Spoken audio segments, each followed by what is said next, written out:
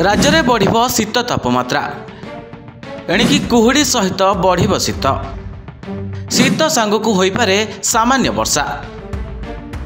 राज्य में पुणी बढ़ शीत तापमात्रा एवं कमिब राति तापमात्रा। तेणु आगक राज्य में तापमात्रा और शीत सांगकू सामान्य धरणर वर्षा हेब बोली आकलन करिछि पाणीपाग विभाग। तेबे उपकूल ओडिशा रे राति तापमात्रा 15 डिग्री तले पुणी थरे रहिबो बोली कुहा जायछि। सेहिपरि आभ्यंतरीण ओडिशा रे 10 डिग्री तले तापमात्रा रहिबो बोली आकलन करा जायछि।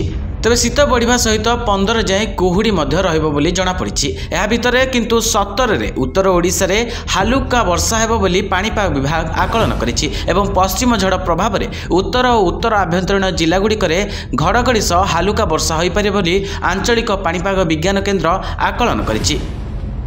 तेज पूर्वर राज्य में शीत तापमात्रा अधिक थिबा बेले वर्तमान कमी जाइथिला, किंतु वर्तमान समय रे पुणी आगकू वर्षा सांगकू शीतर प्रभाव बढ़िबो बोली आकलन करिछि पाणीपाग विभाग।